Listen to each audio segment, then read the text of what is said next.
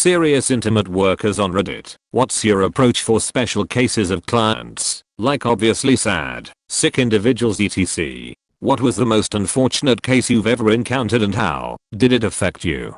I once had a very sweet young man come to me wanting to lose his V card. In talking to him, it became clear that he had severe social anxiety and likely some other mental health problems.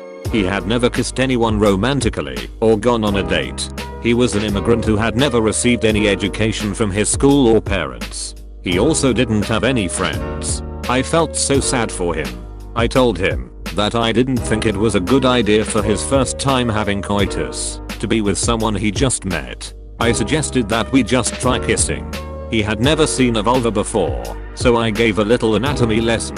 Then I very gently told him that he would probably benefit more from seeing a therapist than an escort at this point in time. Therapy isn't something normal in his culture, so I had to do some convincing. I told him that if he went to therapy for a few months and still wanted to have coitus with me, I would do it. He trusted me, and he went to therapy. Several months later he emailed me and thanked me. He had found a good therapist and was starting to make friends. He was hopeful about finding a girlfriend one day and had decided he wanted his first time to be special with someone he loved. I couldn't have been happier to lose a client. Eater, I'm getting a lot of comments that this story must be fake. I'm sorry you're so pessimistic that you can't believe that on one occasion, one person cared about another person. I'm not a saint. I've done plenty of terrible things in my life, but I've also done some good things. I hope you have too, and if you haven't, it's never too late to start. And yes, I still charged him. I charged for my time, not any particular act. My rate at the time was somewhere around $300 to $400 hour.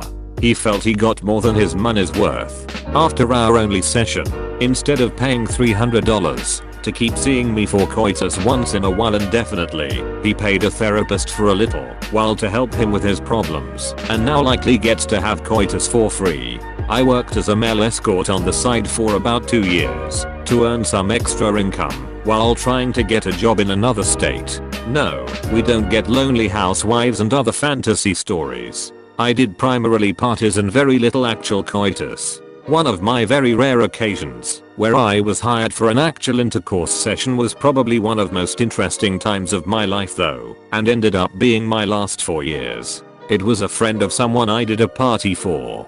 The actual client wasn't at the party.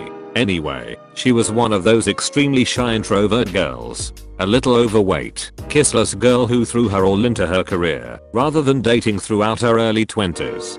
She was nearing 30, and I originally thought, according to her friend, that she just wanted to get the V card thing out of the way. I get to her apartment.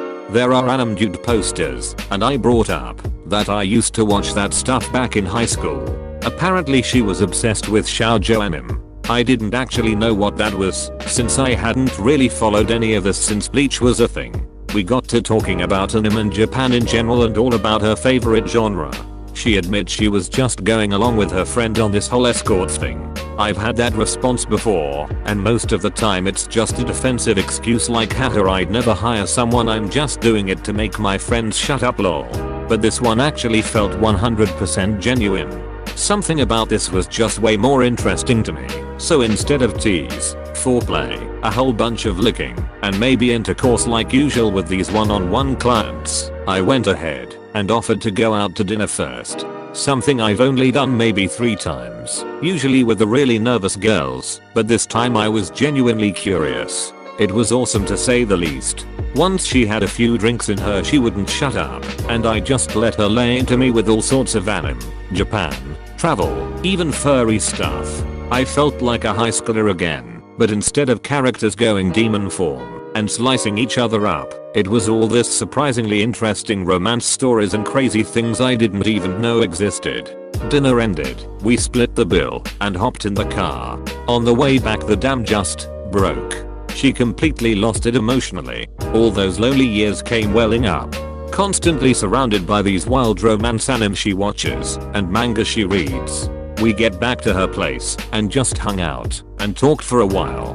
The idea of it being a session with a client went out the window at that point. We went on a walk around her block swapped numbers, and called it a night. We dated for about 6 months after that until I finally got the job offer I had been dying for 6 states away. It was a clean breakup. We still chat online sometimes. Her transformation over those months was incredible. She lost weight and we regularly went on bike rides to help. She did end up losing her V card about 2 weeks in.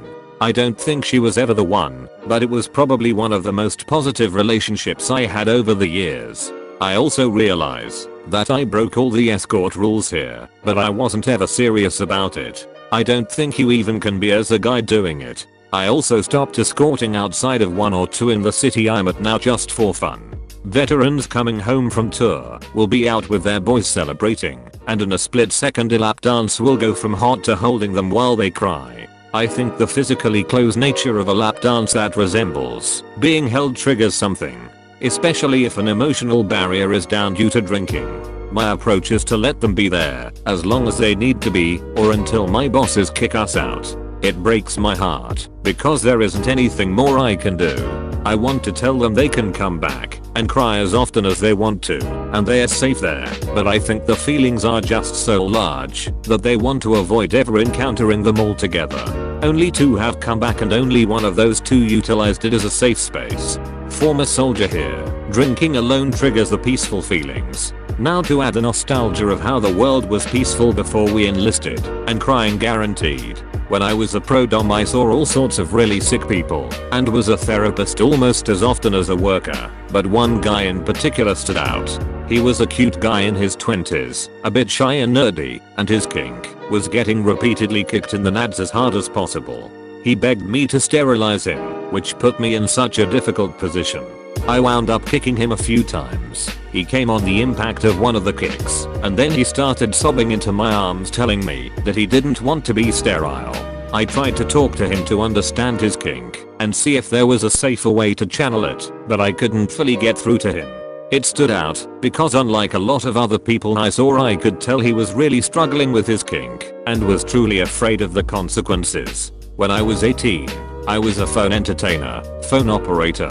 There was one older gentleman who called every Monday without fail. His wife had passed away and they'd never had any children, so he was extremely lonely. He just wanted to talk to someone. I had the option of giving people 3 minutes, up to 1 hour per month, so he got all the minutes I could give. We talked, literally just talked about life, for about half an hour each week. He just wanted someone to talk to and share his life with. He passed away about a year after I started. I never got last names, but our dispatchers did, so when he didn't call 1 week, I messaged one of the dispatchers to see if she could find anything on him. I got a link to his obituary that day. Turns out, he was just an hour away. I went to that man's funeral and just broke down. His sister was there, and I guess seeing a 19-year-old girl crying like she'd lost everything got to her. I explained what he'd meant to me. I was in an abusive relationship at that time, and he was the closest thing I had to a friend, and how much I would miss the talks we had. She ended up giving me his favorite Carhartt jacket after our talk. I still use it every winter and think about how it felt to talk to him. I'm so grateful for the time I had to know him, and I miss him so much. If it weren't for him, I would still be in that relationship, but he gave me the strength and advice I needed to leave. R.I.P. Hooli. I miss you, and still have a glass of Johnny Black every year for your birthday. I met an older man one night while working as an escort. He asked me if I'd like a drink, and then we started talking. We talked all the way through the hour, and when it was up, he tipped me $100 and asked me to come again the following Sunday. He wasn't able to get an erection, and so coitus was not possible. He wanted a friend, and he found one in me. At the time I was on stimulants, and hanging out with him reminded me of who I was. When my boyfriend beat me up one night, I called him, and he came and picked me up. "Take off your sunglasses," he said. I took them off and showed him my eyes, black and swollen. God damn it. He took me home and took care of me until I healed. The friendship persisted. I went to prison and he wrote and called and sent money. I got clean in prison and I found God, and I tried to tell him about it, but he was not having it. "Don't ever talk to me about that God stuff again," he growled. When I got out I started a 12-step group. and continued in my relationship with God. I was able to get my son back. I got a job. I went to his house one day, clean and clear-headed, and he was so happy for me. Then he pulled out an old family Bible he just wanted to show me. When he opened it, a Polaroid of a naked woman came out. He was humiliated. He crumbled it in his hand. He didn't want me to see that side of him. I complimented his Bible, but didn't press him about God. A few days later I got a phone call. He had died. He was a good friend at a time in my life when we could both use a friend. I'll never forget him. He showed me kindness. I guess I needed to write this for me. Reading it over I see that he wasn't the one who was depressed, sick etc. I was 13 years later I'm still sober, and I still hold him in high regard in my heart.